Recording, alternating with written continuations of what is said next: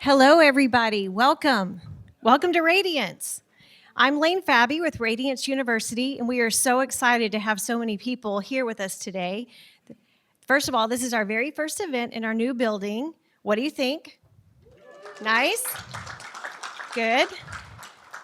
So we are recording this session today. We actually make courses out of any type of live session that we have. So if you could please remember to silence your phones, we would appreciate it.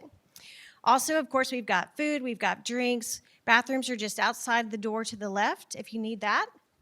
And we're also excited because we've got Lieutenant General Cosumano here with us today.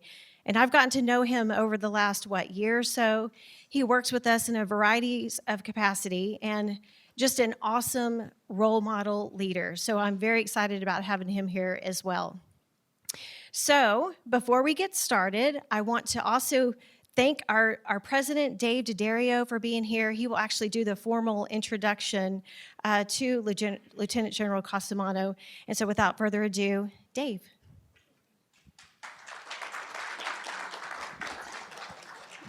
Good morning, everybody. Good morning, everybody. There you go. That's better. Y'all all have food, so I expect y'all aren't famished. So I want to add my welcome to everybody. I know we have a lot of guests here today from other companies, so I want a special welcome to y'all. So thanks for joining us.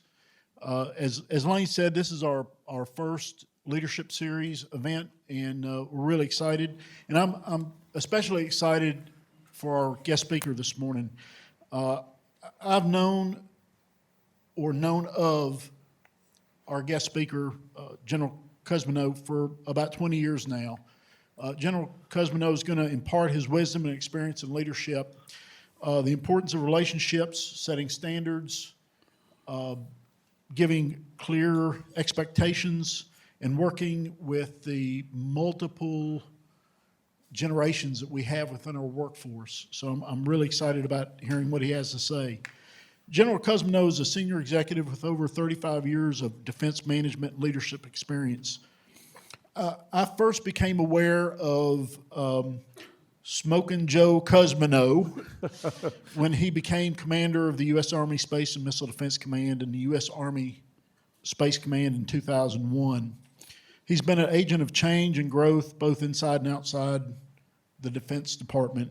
He's been responsible for the strategic plans of the Army, and as a civilian, he's grown companies both U.S. and foreign owned. In addition, he's served, in addition to serving as the U.S. Army's SMDC commander, he was a program manager for the Joint Program Office for National Missile Defense, which is now the Ground-Based Mid-Course Defense Office within the Missile Defense Agency. He's also served as a PM for Future Combat Systems. As a civilian, he's held numerous key defense industry positions, including being a senior vice president for both ATK Thiokol as well as KBR Government and Infrastructure. And he also served as a president and CEO of Agility US. Most recently, he served as a president and CEO of CFD Research Corporation from 2013 to 2016 and currently serves on their board. General Cosumano's education includes a BS and an MS in Industrial Technology from Northwestern State University of Louisiana, Defense System Management College, the Industrial College of the Armed Forces, and the executive course from the Yale School of Management. So as you can see, he's no stranger to leading large, complex organizations. Over the last 15 years, I've come to know General Cosumano both personally and professionally. He's probably one of the most down-to-earth people I've ever met. In talking with him, you learn that he is a father, he is a husband, he's a PM, he's an executive, he's a leader, and I'm proud to say he is my mentor and he is my friend. I'm excited to hear his views on leading us in a complex world.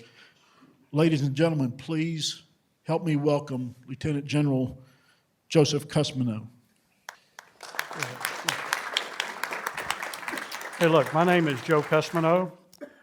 I am a retired Army officer of 36 years, and I am a baby boomer. Uh-oh. Now you know all about me. You know my leadership style. Someone called me Smoking Joe. So just that brief description gives you insights into really who I am and a little bit about who I could be. And I'm going to talk in some detail about that today.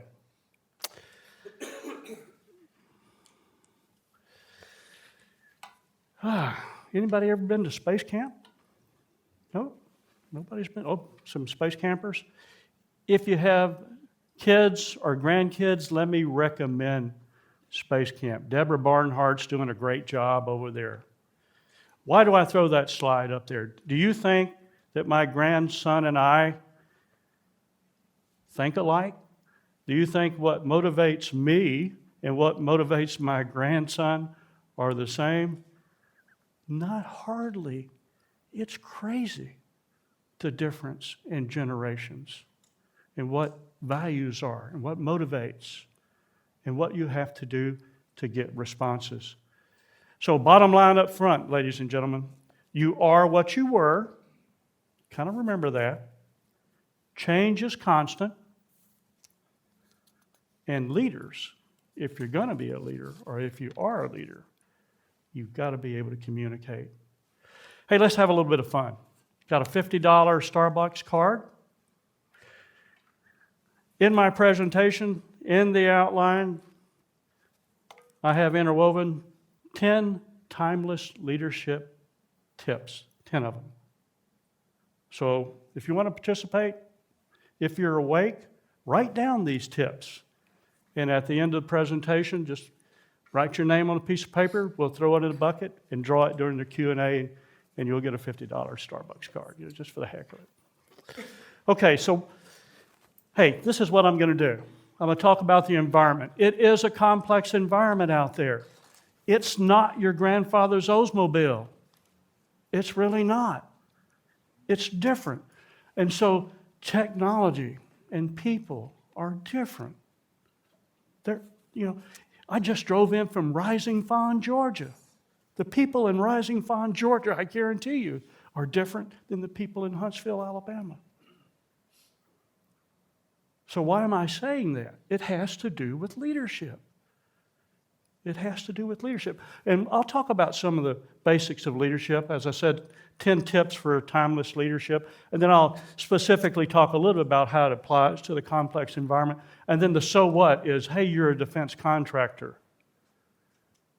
You're not, Amazon. You're not Facebook. And so a different environment. Again, I'll talk a little bit about that as I wrap up. So, everybody know who Stephen Covey is, right? 7 Habits and a series of books about social behavior and leadership. And basically he is saying, look, if you don't have some direction, you don't know where you're going. And so the first tip is, leadership tip, is have a vision. Have a big vision. More succinctly, I was a pilot for 10 years, and sometimes some of my bosses would say, hey, Joe, you're all compass and no heading. In other words, what are you doing? What are you doing? So if you're going to be in the leadership business, you really have to know where you're going, or nobody's going to get on the bus with you. Have you heard of Jim Collins in the book Good to Great? Anybody?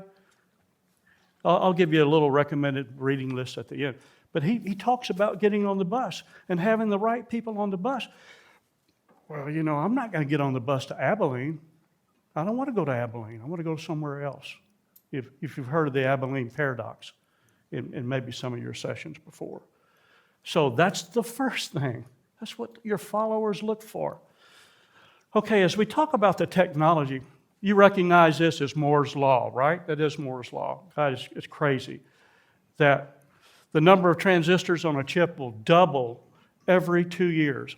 It's really held to be true or greater as you look at the top of the chart. But why do I talk about this chart? There's a guy named Tom Friedman who wrote a book, The World is Flat. If you haven't read that book, he's got a series of books about technology and how it has impacted social behavior and environments. And so Tom talks about this, and he says, hey, we need to be worried because the technology is outpacing the ability of humans to operate in that new environment. And he talks about some things that you can do as a leader, and I'm just going to read these to you very quickly because it is a laundry list.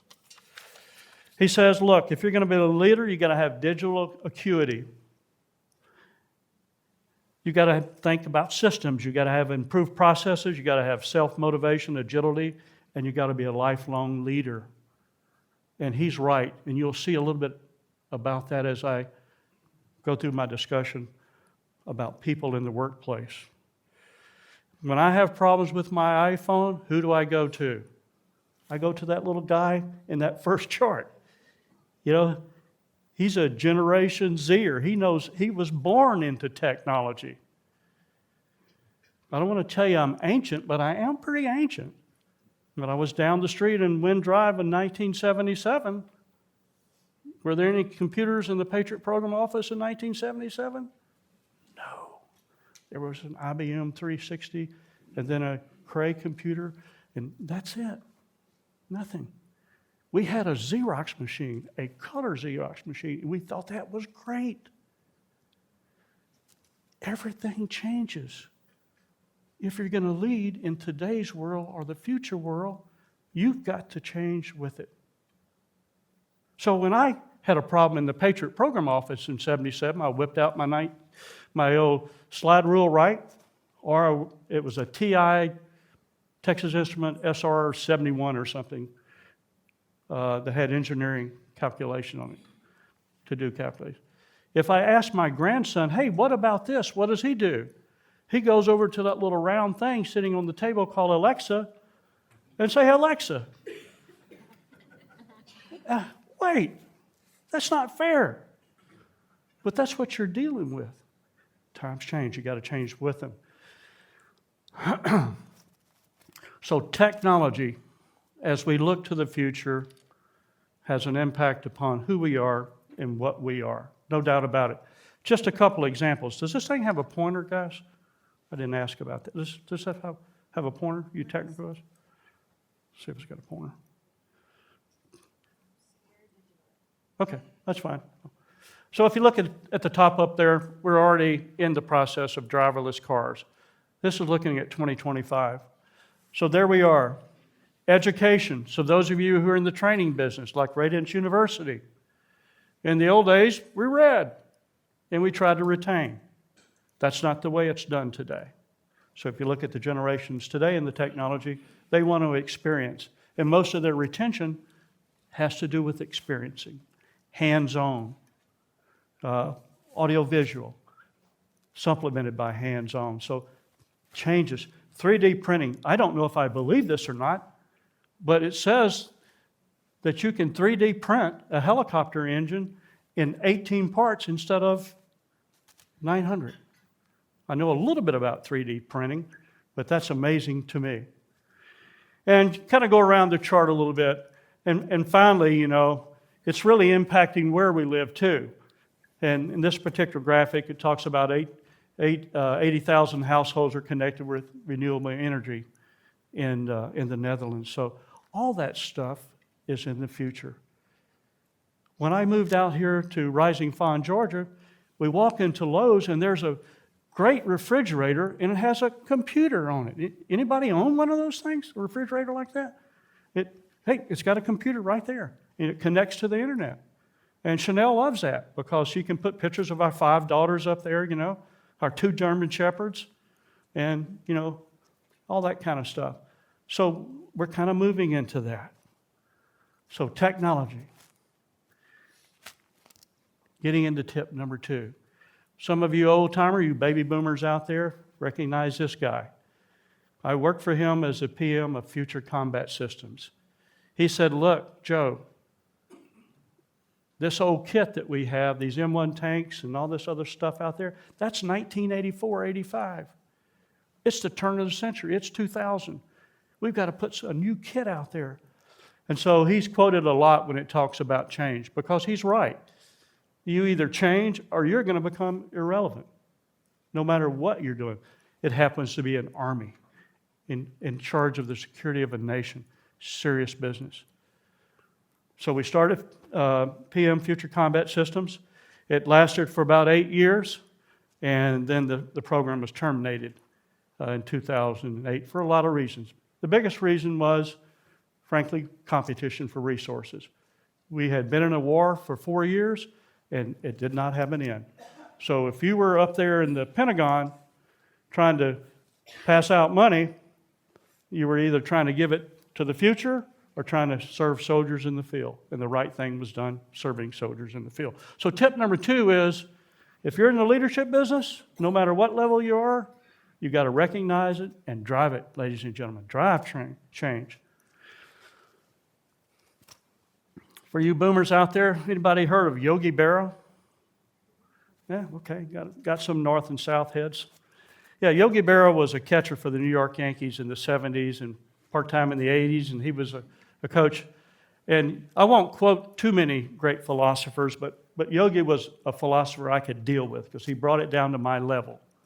I'm from Louisiana, so he brought it down to my level. And when asked about the future, Yogi said, the future ain't what it used to be.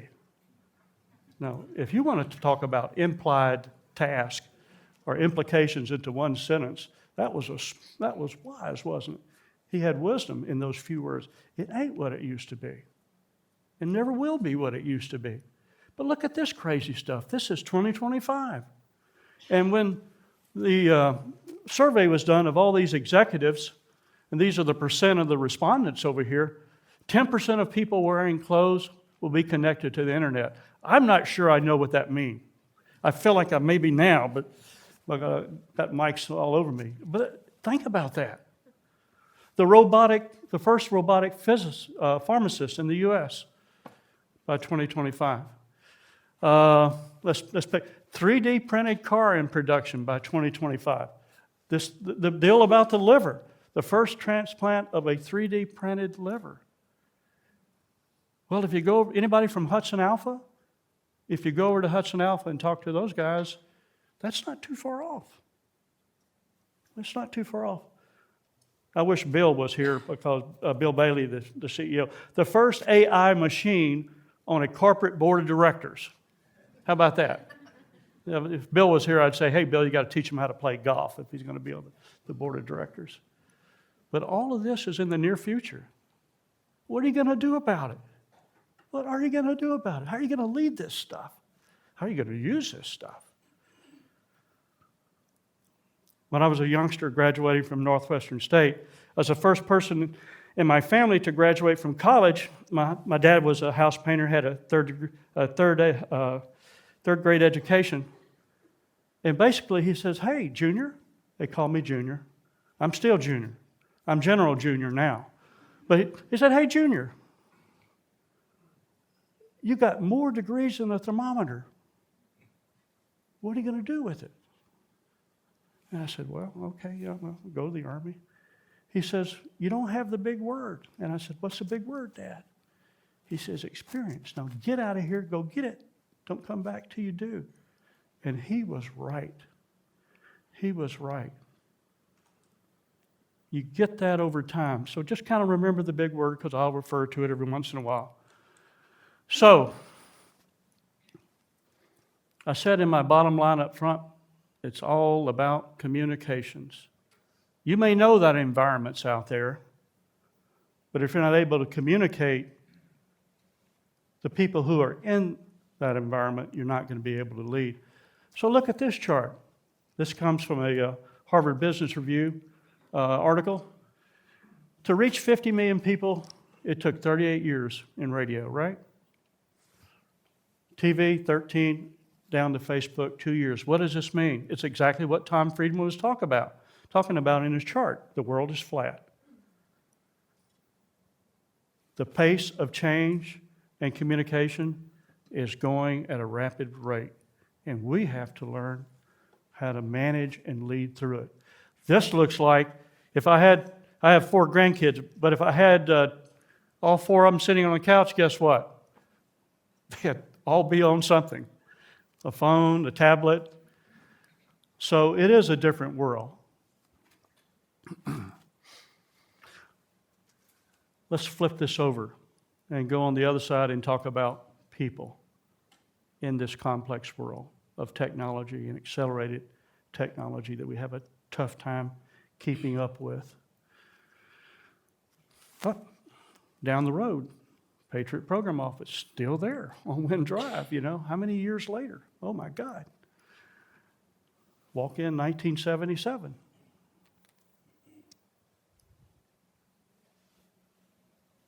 Where are all the females in 1977? Anybody want to guess? All doing admin jobs, right? Not a single STEM, science, technology, engineering job held by a female in what would be the world's most premier air defense system. Not a single one. Minorities, we had 1 in logistics office.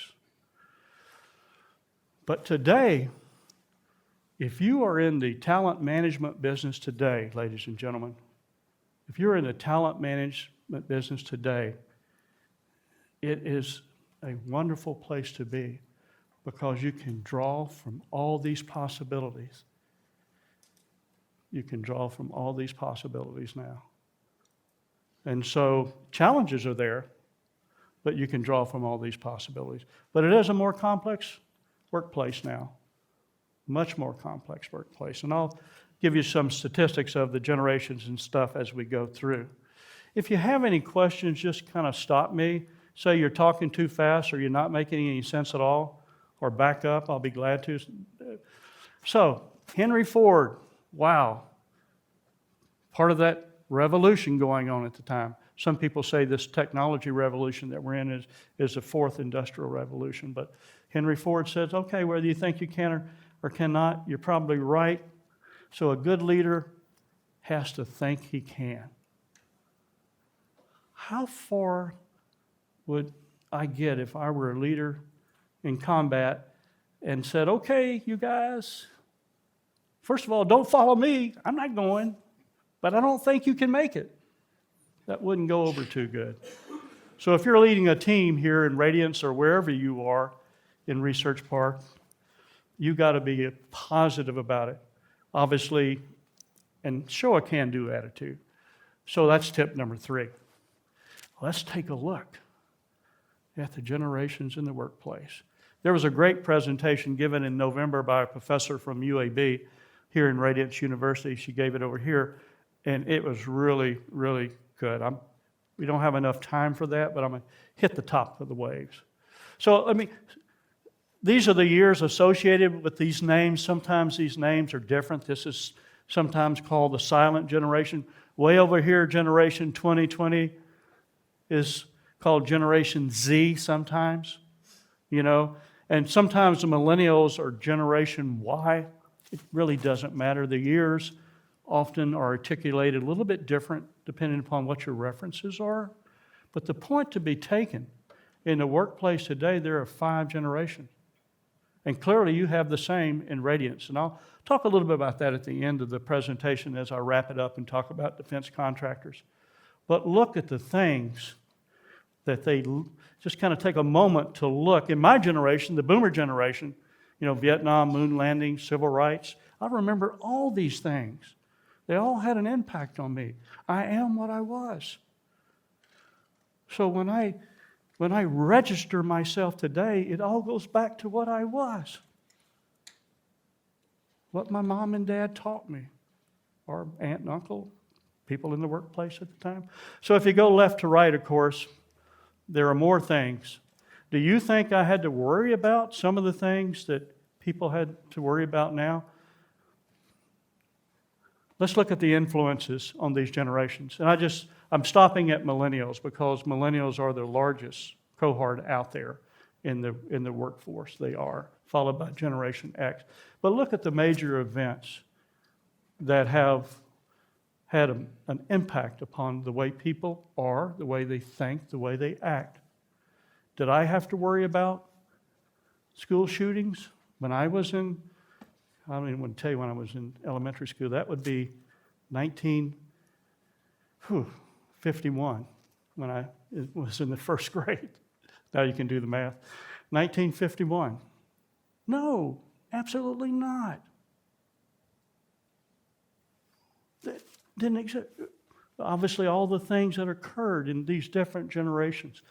The Generation X, which is the next largest generation in the workforce, the Challenger to disaster anniversary was yesterday, right? 1986, the 28th of January. Computers empty, divorce rates out, and the energy crisis.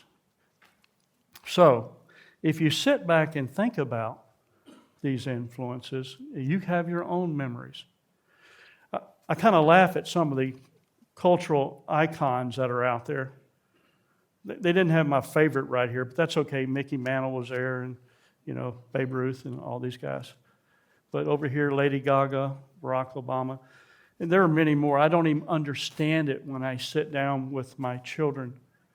I remarried a few years ago, and I gained 3 teenage daughters just 5 years ago. Wow, that was crazy. I'm only 35. I just look like I'm 70. It's really nuts. So the youngest daughter, who was in high school at the time, was, feeling her oats, kind of stretching things a little bit. So I told Chanel, my wife, I said, Chanel, let's restrict her to the house. Tell her she can't go out for a week till her behavior improves. We did. Nothing changed. Then I said, Chanel, the next week, let's take her car away from her and see if she'll pay attention. Nothing changed. What was the last thing Chanel says? Chanel's a baby boomer, but she's at the end of the baby boomers. She's a 64 baby boomer. I'm a 46, but it stretches to 18 years. So Chanel looked at me and she said, you got to take her what away? God, you guys have got it. I'm going to sit down and listen to you guys. This is nuts. I'm going to get the card. You're right. Took the iPhone away. That was her connectivity. That was her collaboration. And if you were to sit down and talk to Sophie about her friends, what would her friends be? Friends on the other end of the internet, whatever that means. Or Facebook. I don't even know what some of this stuff means, Snapchat, is there such thing as Snapchat? I was taking her to the school one day, and she's, I said, what is Snapchat? She's taking pictures of herself and taking pictures. She told me. Very important to understand the environment that you're in and the influences on that environment. So, yeah, we finally got her attention. She graduated. She's a junior in Auburn now. And I think, finally I'll get all these girls out of school, I believe. So, this is a very important chart when it comes to the workforce and what drives the workforce. Look at the difference. Again, the builders, it can be called the silent, they can be called the traditionalists or whatever. But let's pay attention over here to the right side, and let's look at work. What is work? Well, to me, in my generation, hey, it's great. We're going to get out there and we're going to make a difference in the world. But to the Generation X, hey, it might be a challenge. And then the millennials tend to think that it's a means to an end. It's fulfillment. I mean, it is about fulfillment, but different perspectives. Let's look at training. That Lane Fabi's, this is her business. Boomers too much and I'll leave. Required to keep me going, Generation X. Continuous and expected for the millennials, and the same thing for Generation Z, which is the youngest generation in the workforce. Learning styles, boy, you better pay attention here. Facilitated, independent, and collaborative, and networked. No doubt about it. Absolutely no doubt about it. And let's go down to communications, which I said is the biggest problem for leaders. Hey, these guys tend to be a little guarded. Their organizations are hierarchical. They love hierarchical organizations. Boomers do. Hub and spoke. A little bit more connectivity. Teams here. Direct and open. So, leadership styles. Boomers, get out of the way. I know the answer. Got it down. We'll tell you if you need to. We meet together in the C-suite, and we'll farm out everything down to you guys. Generation X, they like coaching. Millennials, we know the answer already. Alexa, what's the answer? We don't have to go to the unabridged dictionary or the encyclopedias. They like to partner. So, given all that, hey, must be another tip. Don't give up. Don't give up. Many of you are in the business of R&D in this room, probably. You're in that business of discovery. You're not in the business of how do I build and how do I apply. You're really in the discovery business. Don't give up. And so, leadership tip number 4, hey, you're in the decision-making business if you're going to be a leader. Take in all those problems. Let your followers drop them on the doorstep. Sometimes you do have to say, stop. I'm tired of listening to your problems. How about bringing me some solutions, That happened to me a few times. But failure isn't fatal. And that's very important. If you're driving an organization in some leadership position and you don't delegate and you don't provide some coaching, it's going to be disaster somewhere around the corner. I guarantee you. Hey, the Army finally realized that, right, Colonel? Lieutenants are a bunch of bumblers, right? I mean, lieutenants have problems. They don't have the big word. What's the big word? Experience. And so, hey, all these fumbling lieutenants out there who step on their toes, as long as you don't hurt people, hurt equipment, a lot of them are getting bad reports and then never made it to captain. So what does the Army do now? The Army takes those reports and forgives you if you're qualified to make captain. But if they're egregious, but some of the stuff is just nuts.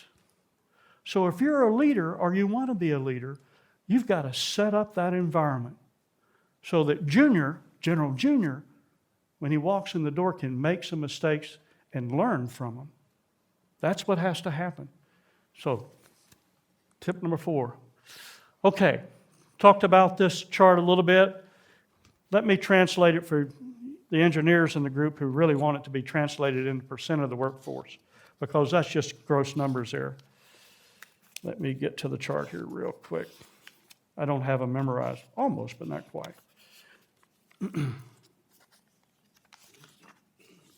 So look at the millennials. They represent the largest representation of the workforce, 45%.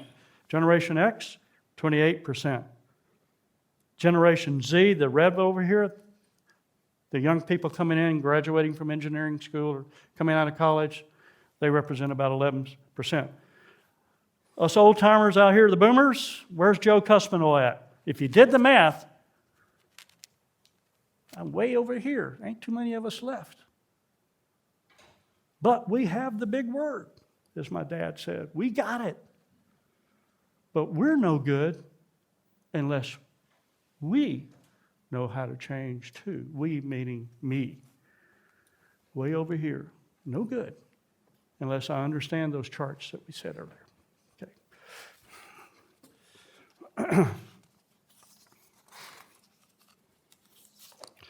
So, if you're out there in the workforce and you're in a leadership position, you may be a millennial and you're leading millennials. But these are some of the characteristics out there. We know they're connected. They weren't born connected, right? They weren't born connected because all this didn't exist when they were born. The Generation Z guys and gals were born connected. They came into the digital generation. But the millennials like to use the digital devices. They love to use them. So pay attention to that a little bit. Now, we talked about the environment, the technology, the workforce out there. So let's get to the big deal, leadership. You know, what did Patton say about leadership when asked, what is a leader? He says a leader is a guy who gets the other person to die for his country and not you. You know, hey, look, I want to just up front tell you, there are no secrets to being a leader. There are none. There are a lot of books out there. John Maxwell, I'll show you some references. He's written a lot of good Christian guy. I love to read him, and I reference him a lot. You know, Leaders Ask Good Questions is a good book that I like to use. Jim Collins, Good Great, another good guy talking about leadership. Stan McChrystal, a retired 4-star general, basically Team of Teams is a book that he wrote. It's another good book on leadership. You know, Stephen Covey has tons of books, and it goes, and Peter Drucker has a ton of books. So it goes on and on and on. But really, leadership sometimes is caught, not taught. And that's important. In other words, look around. Who are the good leaders in your company? And who is respected by the workforce? So maybe you want to think about that. So, okay, leadership. Simply, leadership is the ability to influence, to get the little ducks to follow the duck in front. That's a simple way to say it. It's a simple way to say it. It's a little crazy. A little crazy. When I was a lieutenant, I walk into this company and the first sergeant grabs me. I'm going to go walk out to my first formation. Again, I've got more degrees than the thermometer, right? Do they matter? No.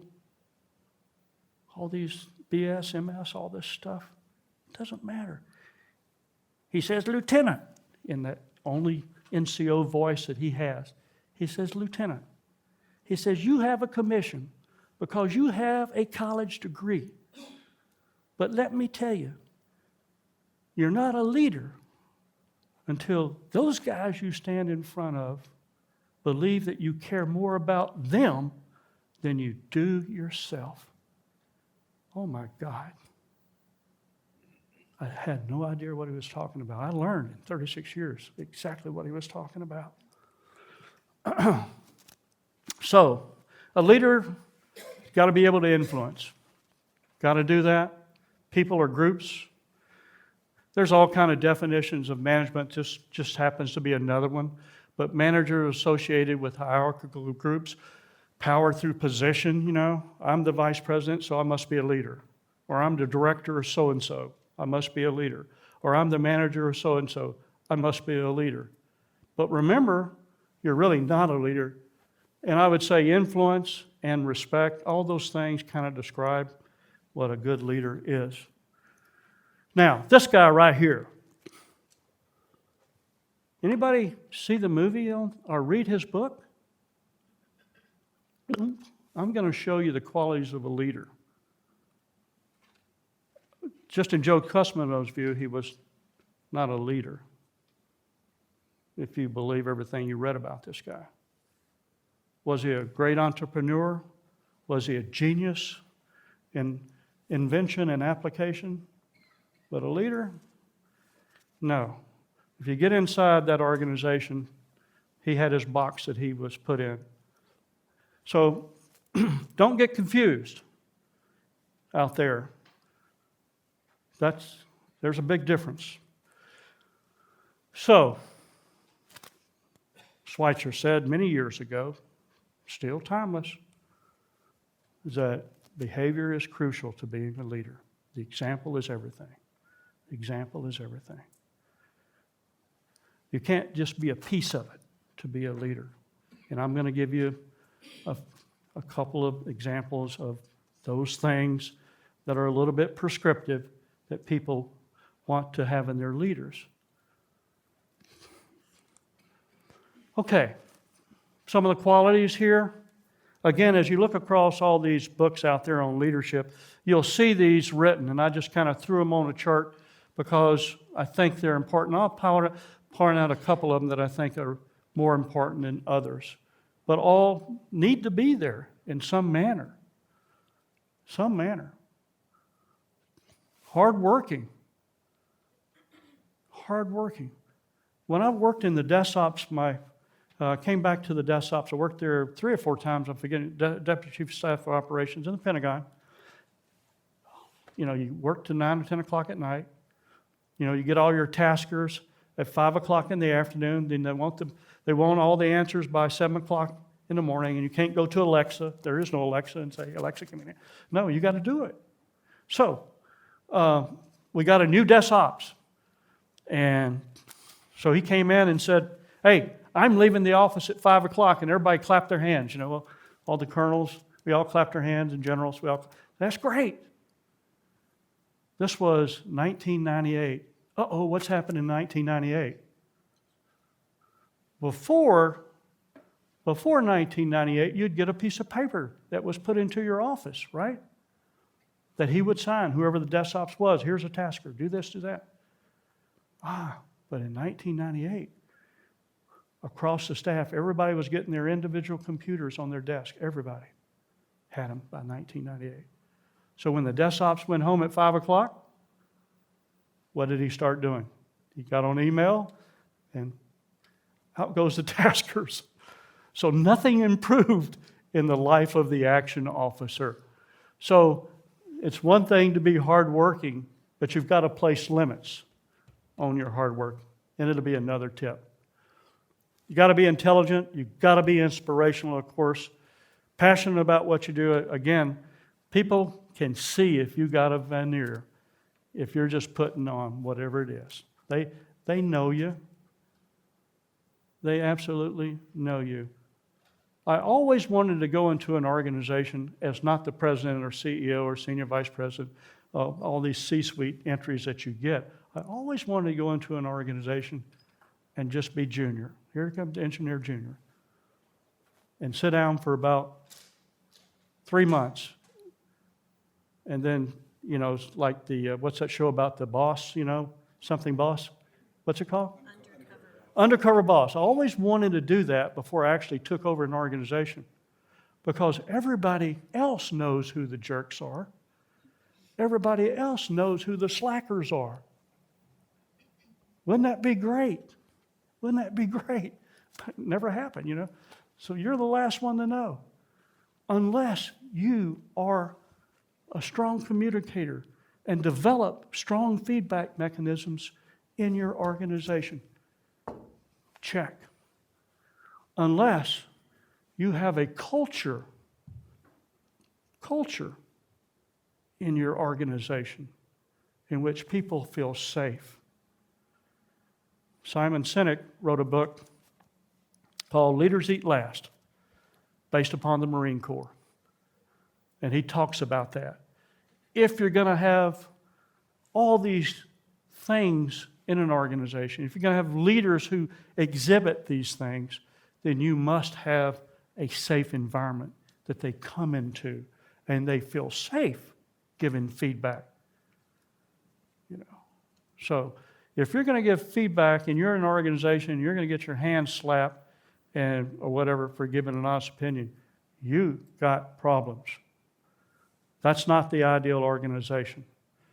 So again, these are kind of a compendium. Maxwell, I talked about him a little bit. This gets back to my first sergeant. Tip number 6. And that is, hey, you can't fake it, guys. You can't fake it. It does not work. Give it a try. They'll find you out. So if you're going to be a leader genuinely, everything is about them. If you start using I and me, oh my God, you're out of here. That worked pretty good in some leadership style back in the boomer and the silent generation. It's not going to work today for all the reasons that I listed. So when I talk to my grandson, it's a lot of, hey, let's go. We are going to go do this, or you're going to go do this. When we went to the space camp together, I told Deborah Barnhart, who runs it, don't ask any difficult questions, because they'll find out that I'm the Space and Missile Defense Commander, and I don't know all this stuff. But this guy does, this little kid does. So it's a little crazy. Okay, so if you're in this environment of constant change, and you're trying to be a leader, if you look at some of the educational material on leadership, they'll talk about leadership styles, right? They'll talk about essentially leadership styles are from the autocratic to the democratic participation to the laissez-faire, free reign, to the paternal type of style of leadership. What you have to have is, I call it situational, that's another term you hear, or just agile leadership. You've got to know where you are, and you've got to know who your people are. Getting back to the simple stuff. The same old first sergeant who said, hey, you're not a leader just because you got a commission there, Lieutenant. We're out in the field for the first time. We're looking at positions. And so little fighting positions, 2 people in each fighting position. And then he goes over there, and there's 2 privates. And he goes over there and raises Cain with these 2 privates because they don't have their weapon properly cleaned. They don't have their range limits out so they know how far they can shoot left and right so they don't shoot their own people. And he starts raising all kind of Cain. I mean, only a first sergeant could do, right? I mean, I hadn't heard some of these words back in Louisiana that this guy was using. And I said, First Sergeant Trollinger, what's going on? And he said, look, I'm going to give you another lesson in leadership, Lieutenant. He says like this, where there's 2 people or more, somebody's in charge. When I went over there and talked to those 2 privates, I said, who's in charge? No one would say they were in charge. Somebody's got to be in charge. Very simple lesson of leadership. Very simple. So, in today's environment, you've got to establish teams. You've got to be able to shape the environment. People want to be coached, right? What did we say about millennials? They want to be coached. And you got to lead through this change.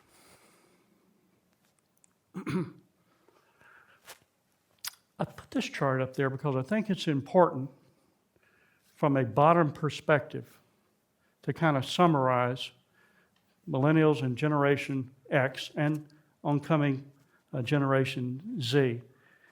There was a survey that was put out, which you would like to do,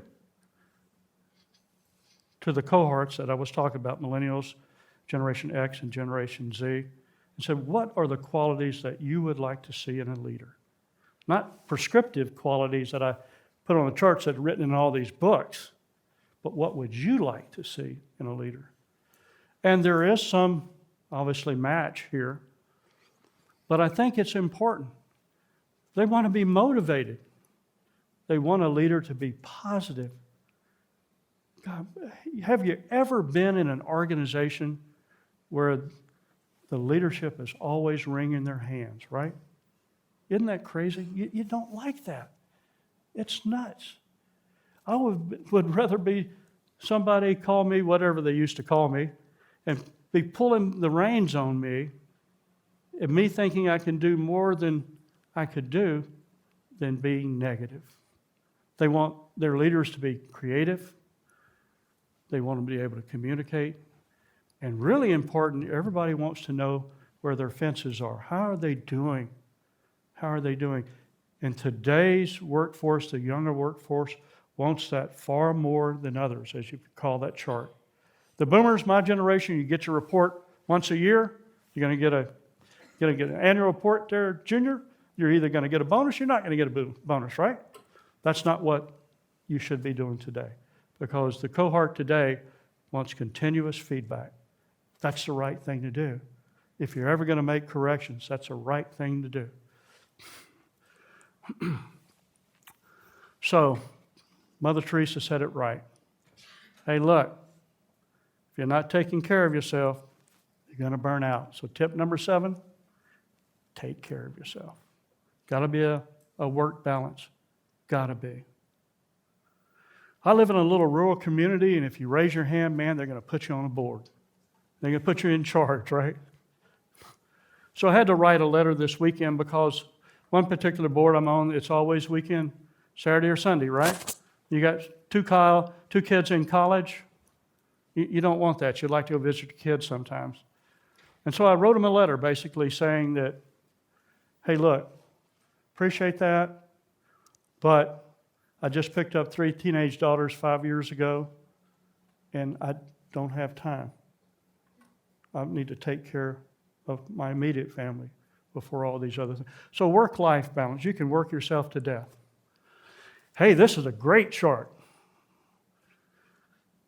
What does this chart say? Kind of hit this chart for all you male chauvinists out there. This is from the Harvard Business Review. Look it up. Many years running, the most effective leaders. And how many CEOs in the top 5 defense companies? Lockheed Martin, Northrop Grumman, who else? Raytheon. Their CEOs are women, aren't they? Uh-oh, boom.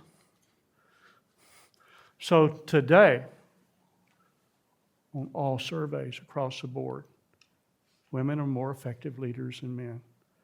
I wonder why. I'll give you the answer. They're better at dealing with people typically than men are. Oh no, don't tell me that. Right? Don't tell me that. You're going to bust my bubble. I'm a boomer. That can't be so. What? So, but if you peel back the onion on this chart, I'm just about to run out of time. 5 minutes? Okay. If you peel back the onion on this chart, what happens is men up to the age of about 40, and then all the surveys put men as more effective, but women after the age of 40 are far more effective than men. Why is that?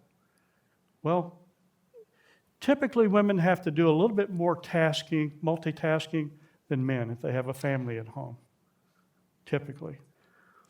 Women today know that they can get through the glass ceiling. Women over 40 are demanding feedback, asking for feedback, and are more involved in self-development and leadership development than men. So therefore, they become more effective leaders. Hey, it is what it is, guys. So let me end this segment by just saying, back to communications.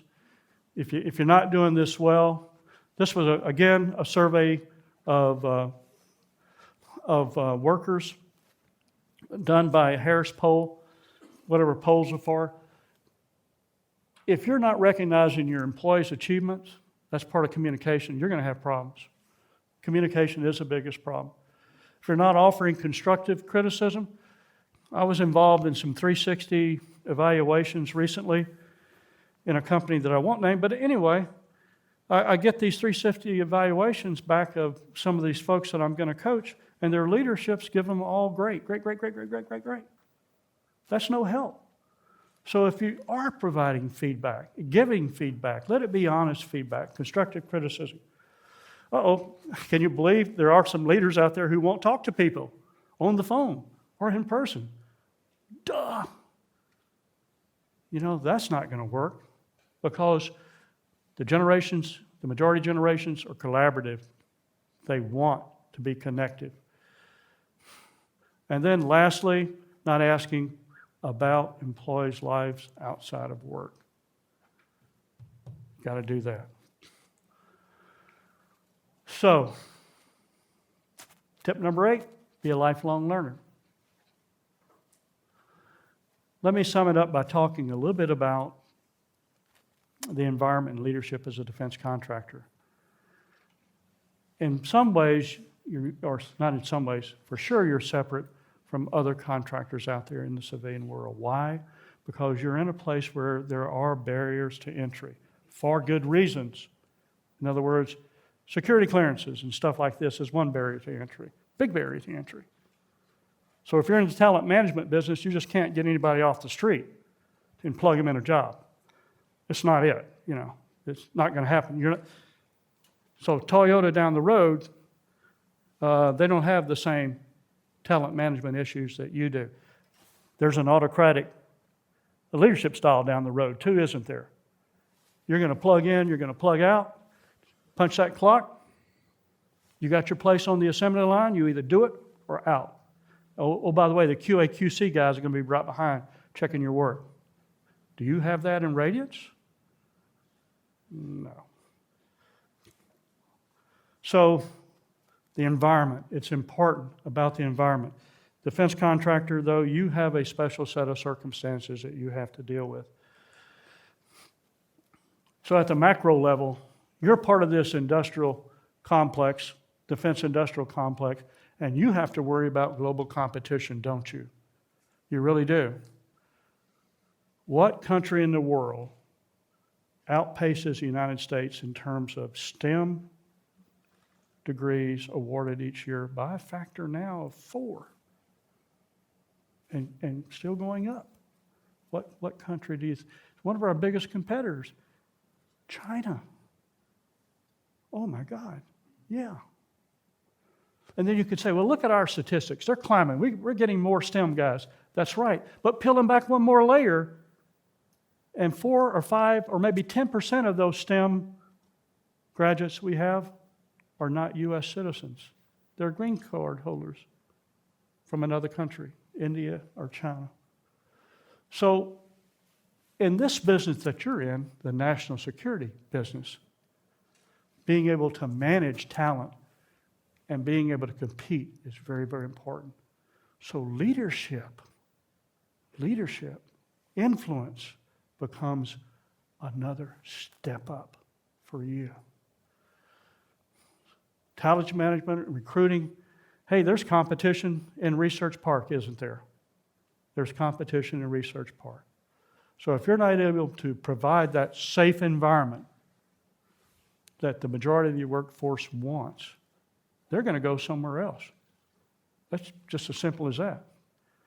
Now, getting out of the Army in this great autocratic environment I was in the Army, and then getting into civilian organizations, you know, people would say, hey, well, Mike's leaving, Joe. You got to give Mike a $10,000 or $5,000 pay raise. I'd look at Mike and that, you know, make my own judgment, or somebody would come in and say, well, Mike doesn't deserve it and all this. So anyway, have you ever looked to see how much it costs to retrain somebody in some of the positions? So wouldn't it be much more economical to create that safe environment where people can grow and provide feedback and learn than say, bye, Mike, see you later. Oh, okay, HR guy, where are we going to get another Mike? So kind of think about that. But it's really important. There is a difference here. In the macro sense, the Radiance demographics of people in the workforce, just about the same. A few more baby boomers here. Hate to mention that, but a few more baby boomers at Radiance.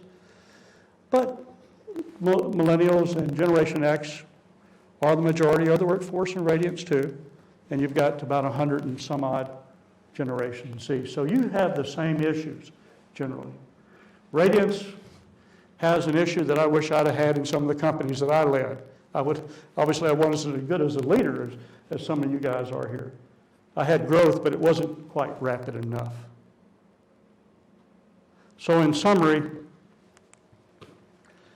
there's a couple of tips that I'm going to leave you with, and then I have one chart. This is tip number 9. Give back to the community. If you're in this business, running a corporation, and you're in the people business, growing people, and then a byproduct is producing, give back to the community. So, those of you who want to be leaders, those of you who are leaders, 3 questions you have to ask yourself. Who are you? Where are you going? And how are you going to get there? Those are simple questions. Forget all those laundry lists and qualities and all this other baloney. You got to do that too. But if you just boil it down to the Yogi Berra kind of stuff, if you boil it down, what's essential? You got to know yourself. What are you capable of? What can you do?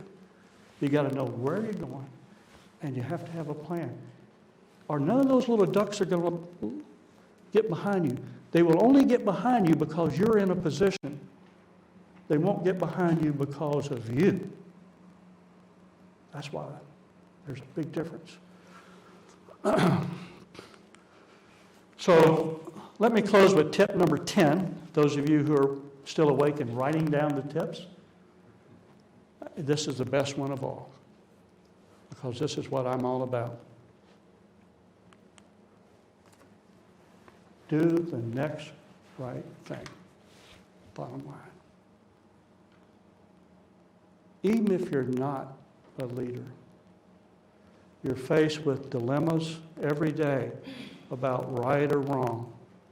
In your home, outside your home, as you drive to work. Do the next right thing.